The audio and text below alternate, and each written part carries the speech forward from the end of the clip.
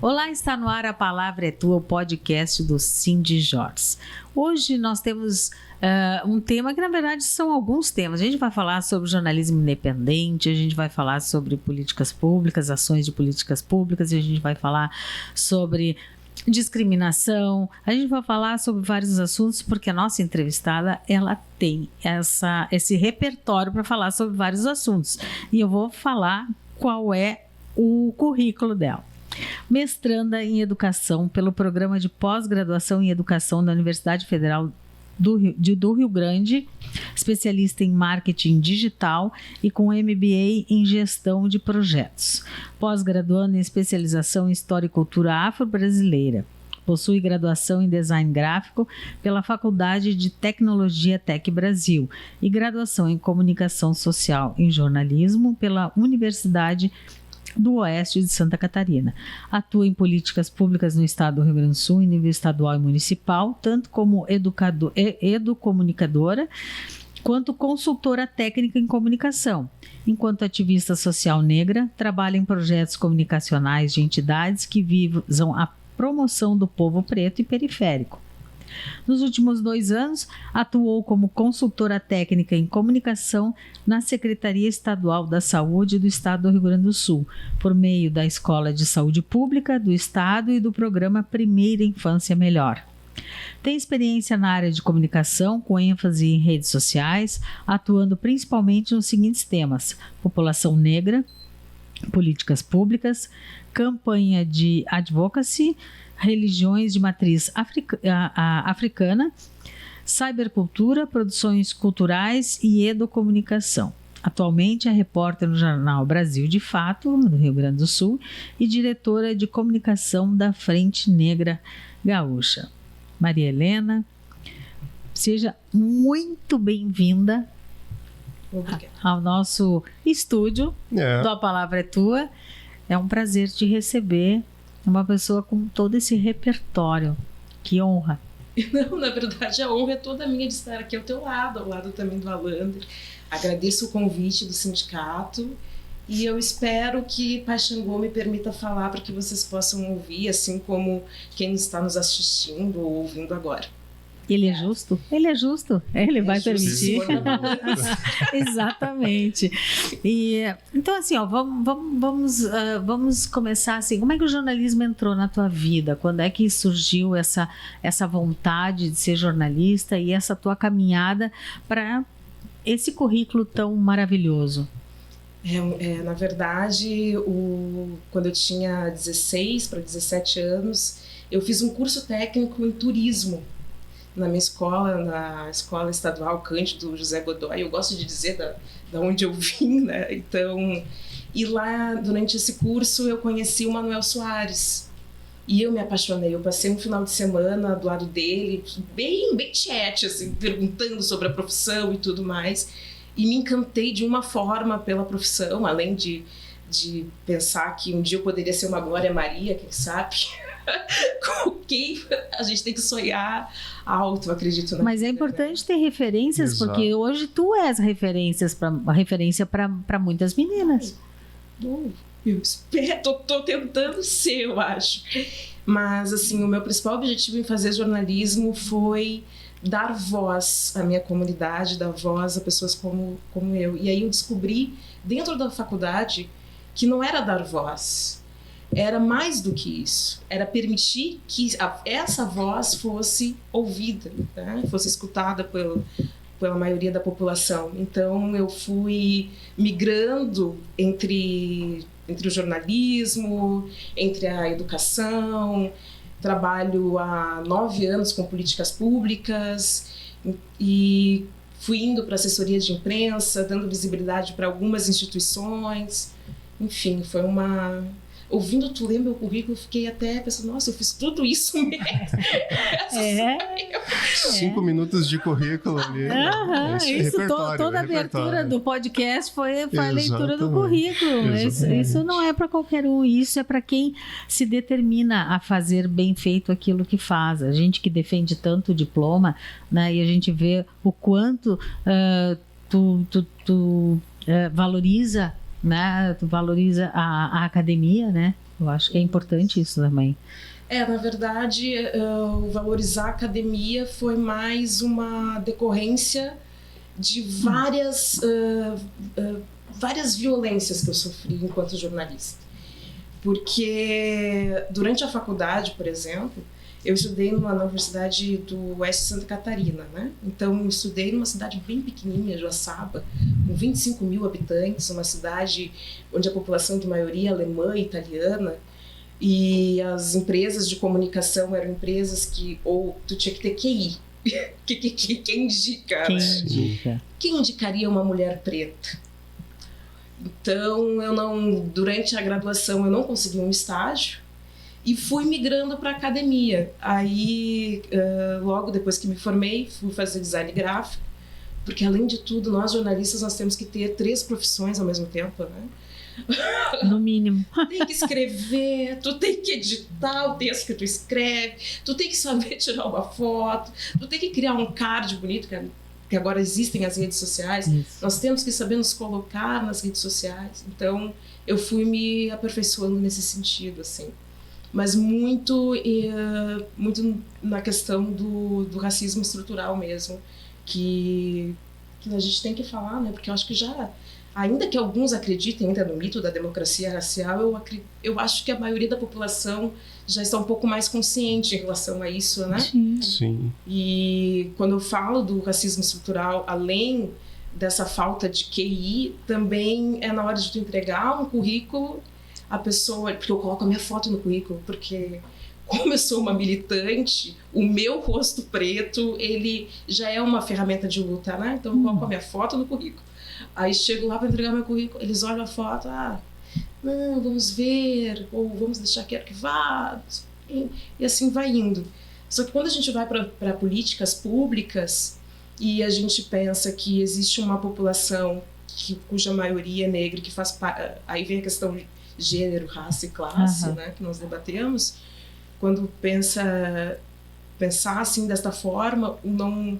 É mais uma luta, né? Você é aceito pela sua luta, pela sua militância, do que propriamente pelo teu arquétipo, né? Pelo teu arquétipo físico, Sim. Pelo teu fenótipo. Então, por isso que eu fui para as políticas públicas, que era um lugar que me permitiu ser eu e pensar da forma como eu penso. Perfeito. E como é que está o mercado, Maria Helena, para quem se forma? Porque eu acho que é uma dúvida de quem é estudante, né? Como eu estou no último ano, eu fico com essa dúvida, assim, como o mercado nos recebe, né? No teu ponto de vista, assim, quais cursos a mais tu indica, quais especializações que a gente tem que fazer obrigatoriamente para se posicionar melhor no mercado aí tão criterioso, digamos assim, como você comentou, né? Eu penso que durante a formação tem que se procurar procurar fazer mais alguns cursos extras, né? Porque o nosso currículo hoje do jornalismo, ele não abarca ainda algumas questões do mercado. Por exemplo, temos social media, né? Que é algo que é uma das nossas funções também. Dentro do currículo do jornalismo, a gente não tem uma cadeira específica ainda que trate sobre social media dentro dessa visão da importância, né, das redes sociais que existem hoje. Hoje o jornalista ele é formado para se criar conteúdo, mas não é formado para dar uma forma para esse conteúdo. Então, tudo bem, eu estou falando de um currículo não sei se tu vai concordar comigo enquanto estudante, mas vendo a questão da própria academia, assim, nós temos, vou falar, né, nós temos 4 cadeiras de redação, por exemplo, não sei quantas tu tem. Sim, são 4. São 4 ainda, né? Aí nós temos 3 cadeiras de fotojornalismo, Isso. Né? Mais ou menos por Mais aí. ou menos 3. Aí, tá, mas e design? Verdade. e não só design, mas também como posicionamento de marca. Ou planejamento estratégico, porque um jornalista, a gente tem que ter um planejamento estratégico para pensar na construção da pauta ao longo do tempo, né? Sim. Enfim. Essa questão da comunicação visual eficiente, o curso de design, ele te ajudou dentro do jornalismo a ter mais visão, uma visão mais eficiente mesmo dessa parte do visual, né? Não só o textual, sim, não só uma foto, mas conseguir unir nesse texto, foto, vídeo, tudo mais, né? Que envolva as mídias, assim. Sim, nesse sentido, sim, porque como eu trabalho com assessoria de imprensa, e o assessor de imprensa, ele tem esse papel da gestão também, né? Da gestão da marca, da gestão, né, da pessoa que ele está assessorando ou prestando consultoria nesse sentido, pensar, englobar visualmente esse conteúdo, aquilo que a pessoa quer dizer ou a proposta que a pessoa tem em relação ao seu negócio, em relação ao seu posicionamento, precisa aprender um pouco sobre design. Não tem como fugir disso, assim, ao meu ver, né? Sim, e muitas vezes o tratamento que a gente dá para a notícia, ele tem relação com marca, porque aquela notícia é uma marca. Eu preciso vender aquela notícia, eu preciso chamar a atenção, não é vender no sentido comercial, eu preciso chamar a atenção das pessoas para aquele fato, para aquele tema, principalmente quando se trata de um jornalismo independente, um jornalismo que aborda políticas públicas e tudo, porque precisa chamar atenção para aquele tema. Então, eu acho que conhecer a estratégia de marca, eu acho que ele entra bem nesse sentido, não?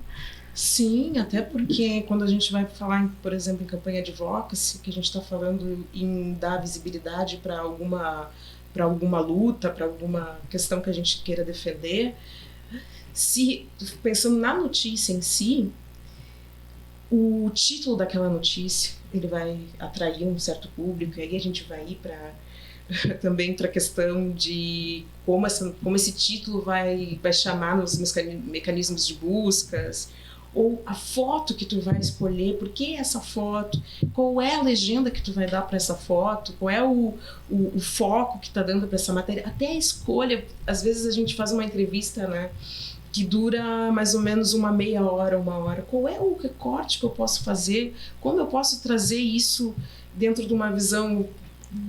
Hoje em dia está sendo tão combatido o pensamento crítico, né? Mas enquanto jornalistas a gente tem que pensar que está auxiliando, né, o nosso público a ter um pensamento crítico diante de um tema, né? Então, no momento em que a gente tem essa visão da imagem, né? Eu acho que facilita muito essa troca com o público também, facilita não apenas... facilita a difusão de alguns pensamentos, acho que aí seria mais ou menos isso. Uma das questões que me chamou muita atenção quando eu entrei para o sindicato foi de que, para exercer a profissão de jornalista, não se precisava de diploma. E daí que eu fui entender toda a pauta que o sindicato tem em relação à PEC do diploma. Inclusive comunicadores que estão no ar há muito tempo, que não têm o diploma. E para mim que estou na academia, a gente quer pegar o diploma logo, porque o diploma é que ele vai nos dar a chancela de estar exercendo a profissão já com todas as garantias, digamos assim. E unindo essa pergunta, então, de como você enxerga a importância do diploma para um jornalista, como também é ser uma repórter de um veículo independente, né? Unindo essas duas pautas, assim. Porque a gente vem de 4 anos atrás, aí, até um pouquinho mais, talvez, de um jornalismo muito atacado, principalmente a mulher jornalista muito atacada, né? Então, eu queria saber a tua opinião a respeito do diploma e de como é ser uma repórter de veículo independente, né? Certo. Quando a gente pensa na história da comunicação do Brasil, lá desde 1808, a gente tem essa questão do que profissional pode falar, né? A Marilena Chaui, ela vai dizer quem tem esse lugar de direito de fala. E pensando no diploma, o diploma ele é uma maneira de, além de assegurar o nosso direito de fala, ele permite com que a gente crie um certo uma certa isonomia desse profissional, Então, valorizar o diploma, por isso que eu fiz a faculdade, né? Senão não teria. Sim. Mas valorizar esse diploma é valorizar o jornalista enquanto profissional. Pensando que antigamente, né, não faz muito tempo, advogados eram jornalistas, médicos eram jornalistas, e hoje o jornalista é jornalista, né? Deveria, pelo menos, a gente acredito que lutar por isso, assim. E quando a gente fala de uma imprensa independente, ainda tem a questão do crédito, né?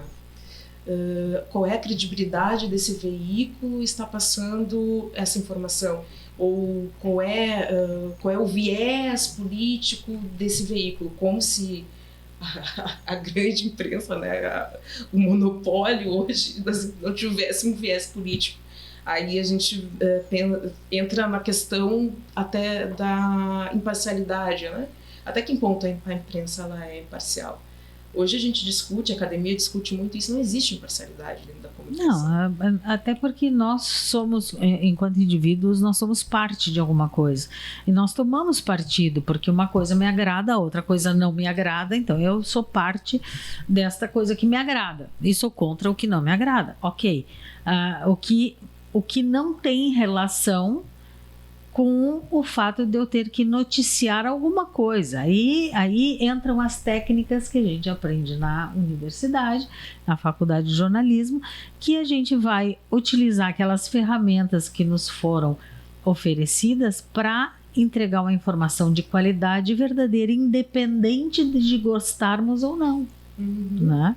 Até o próprio colocar os dois lados, né, da história. Claro. No momento que você coloca os dois lados da história, você já está dando para o público o poder de decisão, né? Decidir se concorda ou discorda daquela informação. Né? Só que quando a gente fala também da imprensa independente, a gente está falando de dinheiro. Nós estamos falando de investimento dessa empresa, porque, como eu brinco com a Kátia Marco, que é a nossa editora, brinco, quando a gente conversa, a questão da imprensa independente, ela envolve uma militância, né? Ela envolve você ter que brigar com um grande monopólio para ganhar o mínimo, assim, né? Para ter espaço, já começa por aí, né? Já começa por aí. Então, não é só, além de ser mulher, né? Além de ser uma mulher negra, né? Uma mulher negra jornalista, pensando na imprensa independente, é pensar nisso também, né? Nesse mundo capitalista onde a gente vive, até que ponto existem espaços para a gente ocupar ou não. É uma luta, né? Porque são os espaços que eu acho que a internet, ela nesse aspecto, ela foi extremamente positiva. Ela tem muitos aspectos positivos, assim como tem outros negativos, mas ela abriu esse espaço para um jornalismo independente que não precisa agradar o anunciante tal, o empreendedor tal. Então, permite que a notícia ela tenha realmente aquela neutralidade necessária de apresentar os dois lados, ou 3 ou 4, quantos lados tiver aquele fato, para que a população faça o seu julgamento e a sua escolha.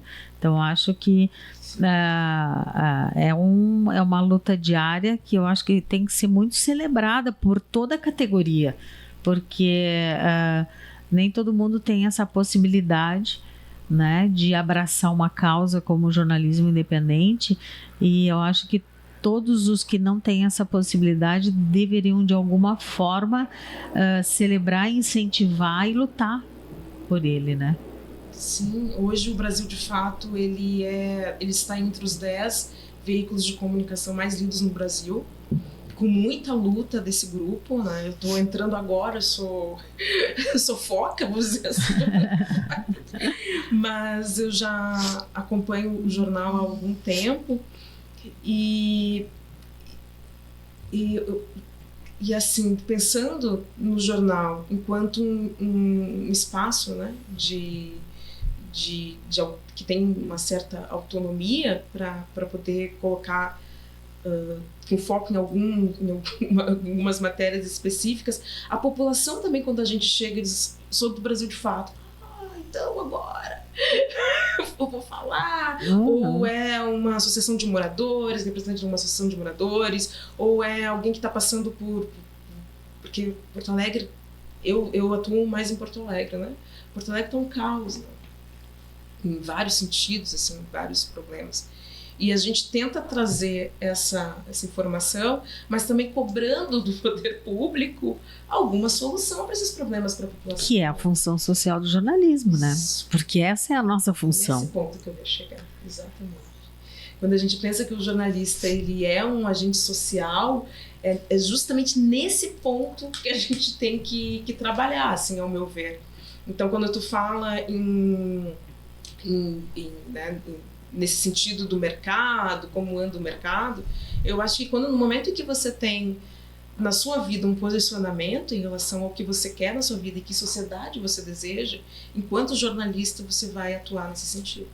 Eu penso dessa forma. Perfeito. Não importa o lugar onde tu esteja, tu vai atuar nesse sentido. Sim, é importante essa consciência que eu acho que todo o jornalista e todo estudante de jornalismo deveria ter, que nós temos essa importância social, né, de informar a sociedade para que ela para que o cidadão possa realmente avaliar as coisas, primeiro se informar de uma forma correta, avaliar aquilo que lhe interessa e poder modificar as coisas que não estão boas e que não lhe interessam, poder lutar por elas. A gente viu que se tornou Porto Alegre durante o temporal que aconteceu recentemente e, meu Deus, aí a gente viu, nossa, quantos protestos pela cidade. Sim, isso é necessário, porque precisa chamar a atenção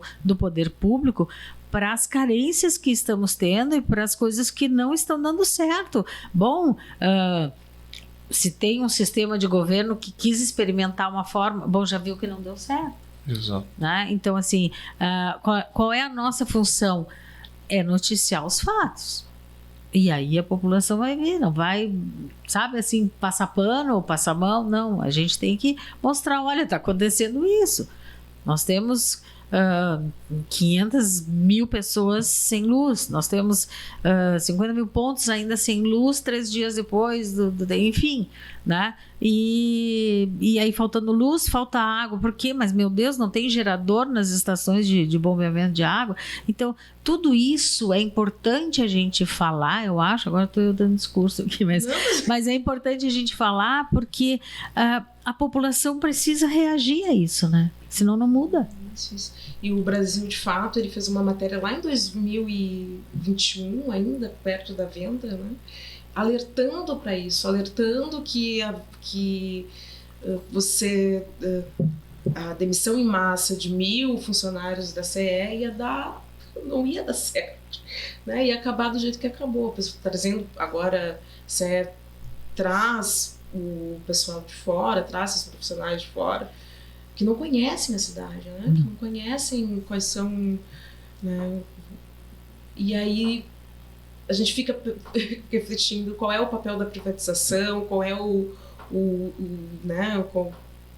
estado mínimo, até que ponto esse estado mínimo ele é bom para a população em geral, né? Principalmente para a população periférica, né? E o papel do jornalista é justamente esse. Que é a população que mais sofre, né? Porque a outra também. Né? Faltou luz, faltou luz e tal, mas daqui a pouco volta, né? A água não bate no assento, né? E a população periférica é a que mais sofre. Sim. Eu acho legal quando vira e mexe assim, assistindo TV ou escutando uma rádio, o relato das pessoas que estão passando por aquele problema e a confiança que elas têm no veículo. Eu sei que a Brasil de Fato faz isso, eu sei que grandes canais de TV, de rádio fazem isso, né? De ter um canal de comunicação com a população. E o quanto esse papel social realmente, vindo um feedback da população, ajuda uma autoridade pública a tomar uma iniciativa, a famosa pressão social mesmo, sim, né?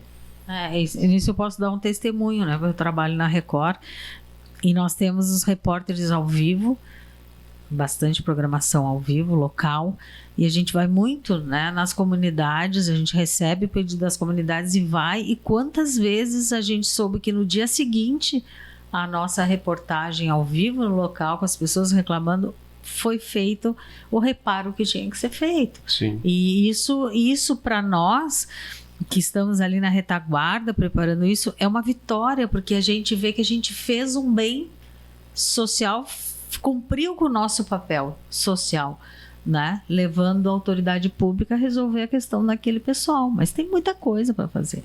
Sim, e quando a gente pensa em o jornalista, independente do veículo em que ele está, independente qual é o viés do veículo, se ele não está atrelado à questão social, ele não vai ir muito adiante dentro da sua profissão.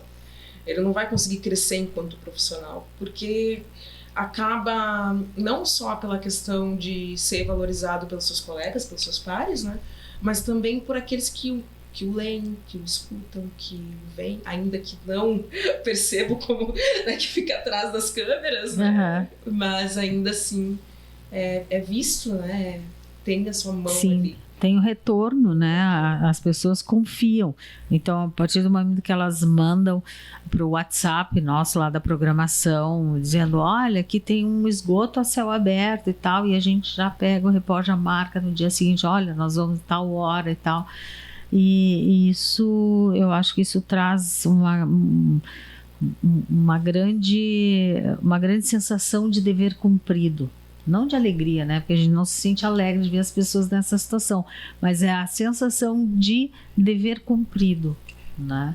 Quando se leva esse tipo de assunto. Exatamente. Nessa semana, Porto Alegre passou, Rio Grande do Sul, de modo geral, né? Até uma parte de Santa Catarina, por um fenômeno climático gigantesco aí, né?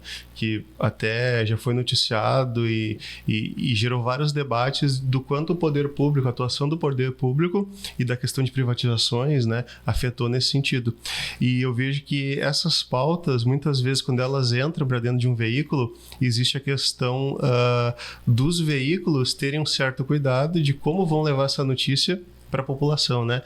Como é que vocês enxergam essa questão assim das redações, desde o viés político até o viés social? Existe esse papel todo, mas o quanto um jornalista independente, por exemplo, corre riscos de vida muitas vezes, né? De ser perseguido. Não sei se você já passou por isso, mas se você pudesse relatar para a gente se já passou, se conhece alguém que já correu risco por estar noticiando um fato que está acontecendo, aquele fato real, né? E que talvez por algum jogo de interesse, as pessoas não querem que isso chegue na população, né? Eu fico com essa preocupação sempre, assim, como estudante, né? Não, eu entendo, André, assim, e é a mesma preocupação que eu tenho, mas eu tô, como eu disse, eu sou foca. Sim. Eu entrei no Jornal Brasil de Fato agora em agosto, né? Em agosto, então ainda não passei por uma situação assim, né? Dessa forma. Ao longo desse tempo, o meu primeiro emprego foi enquanto professora, enquanto educadora. Então eu trabalho mais, né, a minha trajetória ela foi mais para esse lado da educação, assim, como fazer com que os meus alunos, e eu dei aula tanto no ensino fundamental quanto também dei aula em cursinho popular, enfim. Mas o meu objetivo era fazer com que esse aluno tivesse a capacidade de chegar e mandar uma mensagem lá. Manda mensagem para o Balanço Geral, tá? O que tu vai dizer para o Balanço Geral? Como tu vai representar a tua comunidade? Como tu vai falar na frente de uma câmera? O que tu vai dizer? Ah, não, eu tô passando... Não é assim. Tu tem que saber o que tu vai dizer. Tu tem que saber como se colocar. Eu percebo como a gente trabalha muito com pautas sociais e como eu me misturo, né? Não só me misturo muito a população, eu não sou vista como repórter. E agora eu estou começando a usar isso a meu favor, assim, em certo sentido, já que eu a perguntar para a pessoa e pegar ela distraída ou ouvir. Isso tem um lado positivo, mas tem um lado que não é tão bacana, que entra como se fosse o racismo estrutural que a gente sempre fala, né? Então, por que tu não pode ser a repórter que está ali junto com o grupo? Qual é a diferença, né? Então, para ti, de repente, claro, vai tirar algo positivo disso, que tu vai te misturar com a população, com a comunidade e tal, mas tem esse outro lado. Sim. Que é cruel. Nossa, não. É perverso, né? São vários tipos de violações, assim, de violências, desse... Só que quando eu escolhi fazer jornalismo, eu já sabia que ia passar por isso. Eu já sabia que ia ser com muita luta, que ia ser com muita... como diz a minha mãe, enquanto uma mulher negra, tu vai ter que ser 3 vezes melhor. Eu acho que é por isso que eu tenho esse currículo grande. Eu tenho que ser 3 vezes melhor, tenho que fazer 3 vezes mais. É um desgaste, mas se ainda em pleno 2024 eu tenho que abrir portas, eu acho que eu vou cumprir esse papel. Assim. Eu assumi esse papel, não foi nem obrigado, eu assumi esse papel e eu vou cumprir. E é importante, né, a gente ter lideranças, né, que façam essa abertura de portas, né, para justamente, como eu falei no começo, né, para se tornar referência, para que toda menina negra, seja periférica ou não, mas toda menina negra saiba que ela também pode, que ela tem esse direito. Ela tem esse direito, meu Deus. Todos nós temos os mesmos direitos. Eu não sei em que parte que a gente perdeu isso, sabe? De perder essa consciência de que nós somos iguais, gente. É uma cor de pele, só isso. Entendeu? Mas é que não é. É uma coisa que vem de um sofrimento, né? De quem foi escravizado, que lá são os teus antepassados, né, que é a tua origem, e ninguém entendeu nada até hoje. E até a questão de garantia, por exemplo, a gente estava falando em jornalista diplomada, a importância do diploma. Eu lembro que o colega Luiz Henrique, que faz parte do núcleo de jornalistas afro-brasileiros, ele foi, posso dizer, atacado dentro da Câmara de Vereadores por um vereador de Porto Alegre, impedido de filmar. Né, isso foi noticiado em vários veículos, acho que... Eu fiz uma matéria sobre isso. Então eu fico pensando assim, então mesmo com o diploma, mesmo estando com um crachá da Assembleia, trabalhando, ele estava sendo impedido de trabalhar. E fazendo a mesma coisa que outros fazem, só que de outra cor. Porque exatamente. É importante, assim, não é um fato isolado, que ele estava fazendo uma coisa que não podia fazer, não. Ele estava fazendo uma coisa que todos fazem, que eles... tem esse direito de fazer porque estão a trabalho. Exatamente. Mas ele especificamente, qual é a razão disso? Né? Exatamente. Aí a gente deixa a pergunta aqui no ar que a gente já sabe a resposta. Que tem toda uma questão. E uma coisa que eu acho interessante da gente falar também, que é sobre as políticas públicas, né? O trabalho que vem sendo feito, o trabalho, onde que esse trabalho é feito, se nas periferias, que tipo de trabalho, já falasse da educação, que tu já desse aula ou dá aula, mas tem uma série de outras ações, né? Sim, acho agora a última política pública que eu trabalhei foi no Primeira Infância Melhor, que é uma política estadual, é bom que se diga, não é uma política de governo, né, é uma política de Estado, do Estado do Rio Grande do Sul, que trabalha no sentido da formação das crianças desde o ventre até os 6 anos de idade. E eu atuei ali enquanto consultora técnica de comunicação pela OPAS, no sentido de trazer visibilidade para essa política. Eu acho que o que falta hoje, existem inúmeras políticas públicas, principalmente políticas de Estado, que são pouco valorizadas pelos governos, e aí o governo não faz tanta propaganda, né, dessas políticas, as pessoas têm menos acesso a essas políticas do que a própria política de governo, que fica 4 anos, aí troca a gestão, acaba a política, né? E aí quando a gente fala de política pública de Estado, é nesse sentido. Dentro do Primeira Infância Melhor, como o Rio Grande do Sul, eu trabalho mais para a questão racial mesmo, né? Mas dentro do Rio Grande do Sul nós somos apenas 20% da população, né? Então essas crianças, o atendimento ele era voltado para um público amplo, principalmente para as mulheres quilombolas, para a questão também das mulheres nos presídios. A gente não fala muito sobre isso, mas a criança que fica 6 meses com a mulher, né, com a mãe, e depois se corta aquele vínculo. Aí a criança vai visitar, já se acostuma com a grade, já se acostuma com aquela rotina ali do presídio, né? Então, como a gente atua com essas crianças, né? Porque se tu for pensar que nós queremos uma sociedade melhor, a gente tem que começar já desde o início, né? Da formação desse sujeito, desse cidadão. E então, quando eu falo em campanhas advocacy, que seriam, né, dar visibilidade para essas políticas públicas, dar visibilidade para algumas lutas, né, para algumas pautas, é principalmente pensando nessa política de Estado, pensando nesse cidadão ao longo de toda a sua trajetória de vida, né?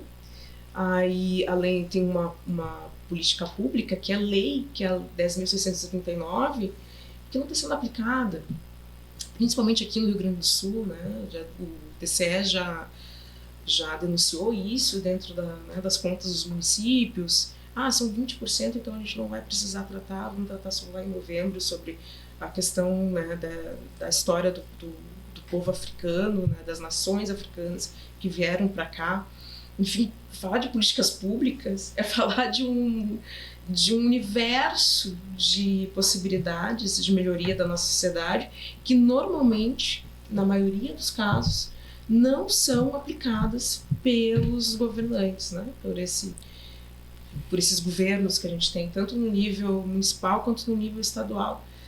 E também, há pouco tempo atrás, no nível federal, né? Federal, é. Com o nosso...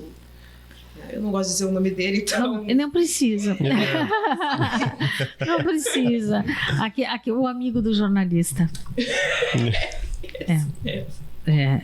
Com bastante dose de ironia, né? Claro. Sim.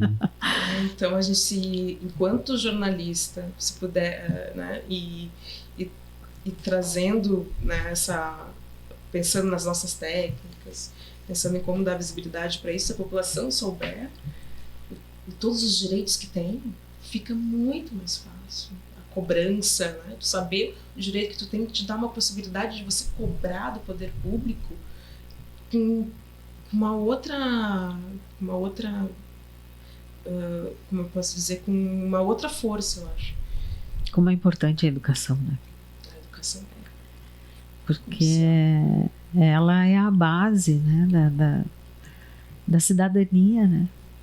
Porque se a gente não tem educação na nossa base, no nosso crescer, né, para saber os direitos que a gente tem e buscar, né, e cobrar e fazer valer. É muito fácil ser passado para trás, né? Não. É muito fácil tu ser abandonado, assim. Quando a gente fala também em políticas públicas para população de rua, foi o único que morreu agora nessa tragédia. Foi uma pessoa em situação de rua. Foi. E aí a gente pergunta, essa pessoa estava tendo atendimento? Como se jogam lá, não se diz o nome da pessoa, eu não sei de onde ela veio, é uma pessoa que não tem, parece que é uma pessoa que só passou pela Terra. Mas será que é assim? Quando a gente fala em olhar, né, para as pessoas em situação de rua e dar visibilidade para esses projetos, para essa política pública, que é uma política pública, né, dentro do município, é também valorizar esse profissional da assistência social, esse sanitarista, normalmente, que atua, é pensar nessas profissões que não são vistas, né? É pensar não só na população que não é vista, mas nas profissões que atendem essa população que não é vista. Sim, e dá um propósito, né, para elas, porque o poder público, ele deveria ter, né, dentro do seu quadro, esses profissionais que vão atender essa população, porque assim, o morador em situação de rua, ele tem uma história. Sim. E muitas vezes a gente vê ali uma pessoa, é um erro muito grande dizer assim, é um drogado, um bêbado. Não, nem sempre. Às vezes acontece sim, porque a pessoa está na rua, ela sofreu um viés na sua vida e ela acabou se entregando para bebida, enfim, para droga, para tentar aliviar, mas nem sempre isso acontece. Às vezes ela está ali porque ela sofreu uma decepção, Enfim, o meu filho é repórter, um deles, né, é repórter fotográfico, e ele fez uma série com moradores em situação de rua, e ele sentava e conversava. Então tinha histórias de pessoas que se achava responsável, por exemplo, num acidente de carro, caiu no riacho o carro, tentou salvar a mulher, não conseguiu, e na cabeça ficou que matei a minha mulher, não salvei, e fiquei na rua. E, sabe, não quis mais viver e tô ali passando os dias só porque, né? Porque tô ali. Então, assim, olha que história. Outro era um artista plástico. Então, assim, essas pessoas têm história, as pessoas são feitas de carne e osso como a gente. E tem direitos, né? E tem direitos, exatamente, elas têm direitos, então elas precisam ser vistas, né? E não ser vistas por bando de para ser só mais um número, né? Não, e bando daquelas criaturas que nomináveis, que maltratam, que batem, que tocam fogo, que matam, enfim, né? Aí eles saem no noticiário, né?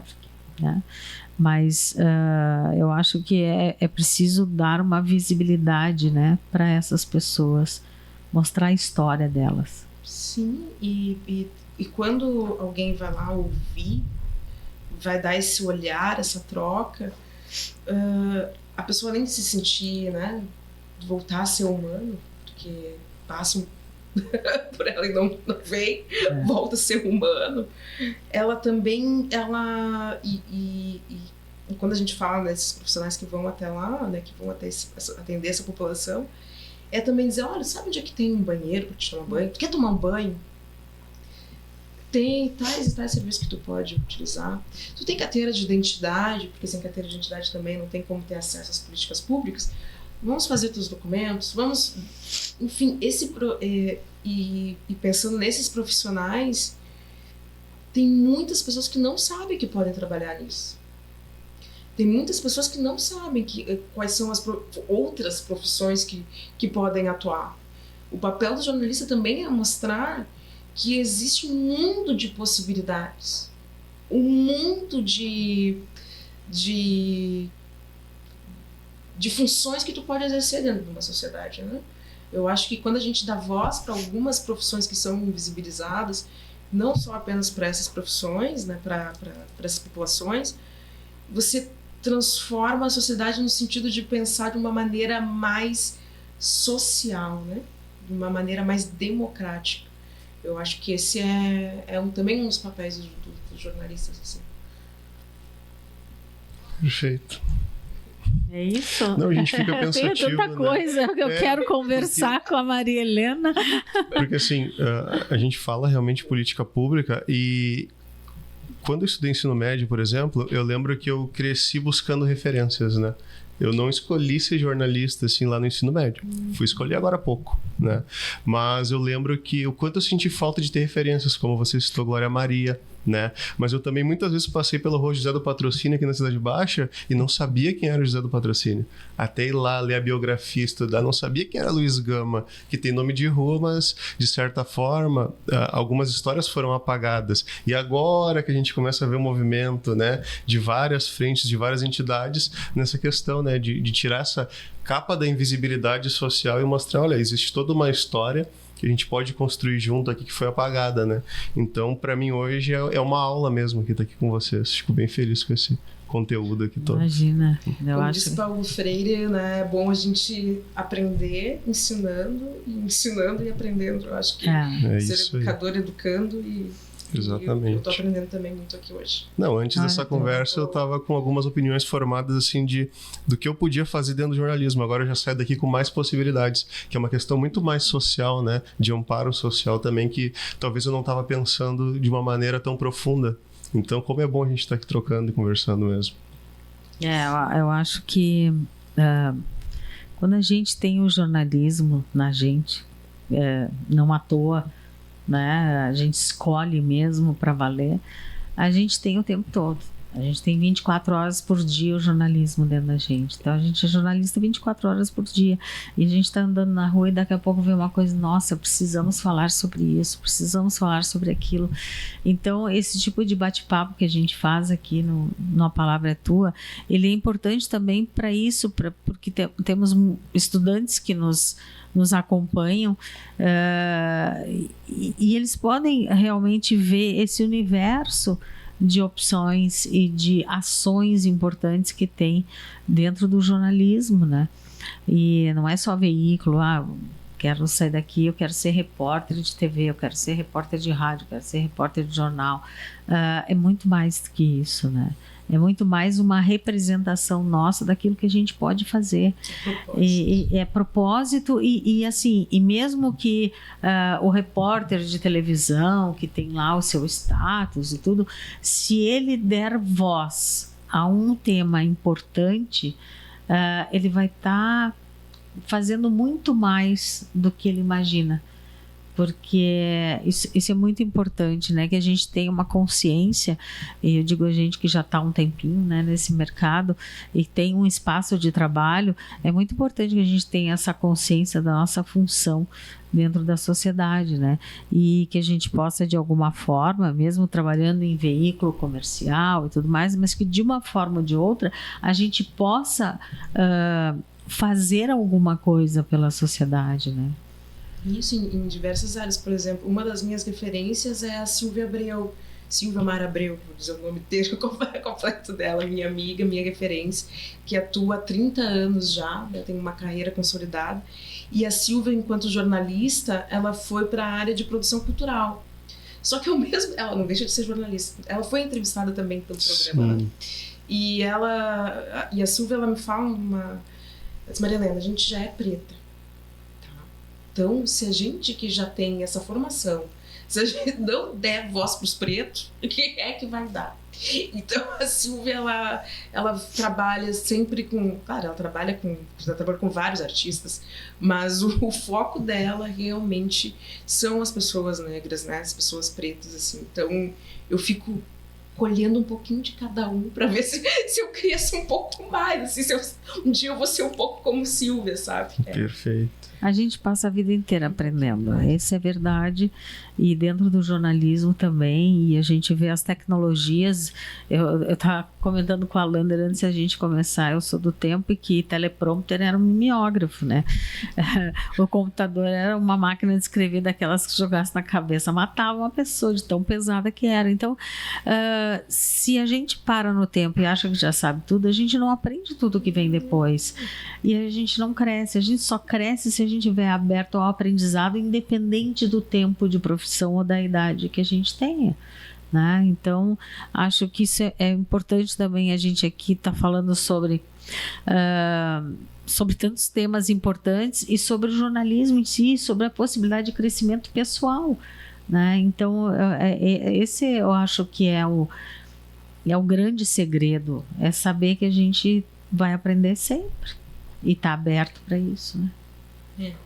Acho que a melhor parte também é poder conversar com um monte de gente diferente também. Isso te faz crescer de uma maneira, assim, né? Essa troca, né? esse olhar diferenciado de... Até o meu nickname, né? No WhatsApp Fala que eu discuto. Eu acho que esse é um dos nossos papéis, assim, falar e a pessoa entender que alguém vai escutar. Alguém vai escutar. É isso, não é só lugar de fala, é lugar de escuta. É um lugar de escuta. Satisfeito? Eu Nunca, queria, né? Se tu disser que sim... Eu ia só pedir mais uma coisinha assim. Com certeza. Por favor, vamos aproveitar esse lugar, Maria Helena. Eu gostaria, Maria Helena, que você deixasse uma dica, um depoimento... um conselho para quem está estudando e quer entrar no mercado logo, assim, deixar umas dicas e talvez uma sugestão de leitura, algum vídeo, alguma coisa nesse sentido, e também trazer um pouco das tuas palavras aí sobre quem está entrando em mercado, né, que é desafiador. Confesso que eu tenho um pouco de medo, assim, do mercado que me espera lá fora. Eu digo que esse medo a gente sempre vai ter, assim, né, do mercado, né? Mas eu acho que o principal é planejamento. Eu acho que no momento que você tem um plano de ação para sua carreira, você consegue pensar de uma maneira a longo prazo. Porque eu sei que tu tá entrando na faculdade, né? Entrou um pouco mais... não foi tua primeira opção. Mas para quem tem menos de 30 anos, por exemplo, acha que a vida ela é muito curta. Então tem essa coisa de tudo para ontem, já tem que fazer, já tem que... Calma, vai dar tempo para tudo. Você não precisa se preocupar em ter o melhor emprego agora, ganhar o melhor salário agora nesse início. Calma, vai ter tempo para tudo. Então, quando você pensa na sua carreira, pensar com planejamento, pensando quais são as possibilidades, aquilo que eu gosto, sobre o que eu gosto de falar, sobre como é a minha personalidade, quais são os caminhos que eu posso trilhar, eu acho que pensar nisso já na faculdade já te abre muitas portas. E principalmente, tenha uma referência. Tenha uma referência no sentido de... Eu adoro ler, né? Então, leia muito. Não seja tão louca quanto eu.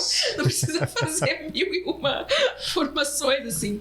Mas você ter esse aparato da leitura é também estar em diálogo com alguém que você não conhece. Que além daquela pessoa que escreveu, é consigo próprio, assim, é se conhecer nesse lugar de... Eu acho que é muito nesse sentido, assim, se eu fosse dar uma dica hoje seja você mesmo, mas saiba quem você é e saiba aquilo que você quer dentro do jornalismo. Perfeito. Acho que é esse o caminho. Perfeito. Obrigado. Muito obrigada. Foi uma honra e foi super enriquecedor para nós esse bate-papo. Muito obrigada, Maria Helena. Eu que agradeço, eu sou muito grata, assim, estava bem ansiosa, porque falar sobre jornalismo é um assunto que me deixa muito, muito nervosa, assim, mas que bom que eu consegui. Que bom que o Xangô permitiu que a conversa rolasse. Muito obrigada, Amanda, pelo convite. Agradeço em teu nome, pelo sindicato, pelo Sindjores. E eu espero estar aqui mais vezes. Muito obrigada. Com certeza. Está convidada sempre. Obrigada. Obrigado.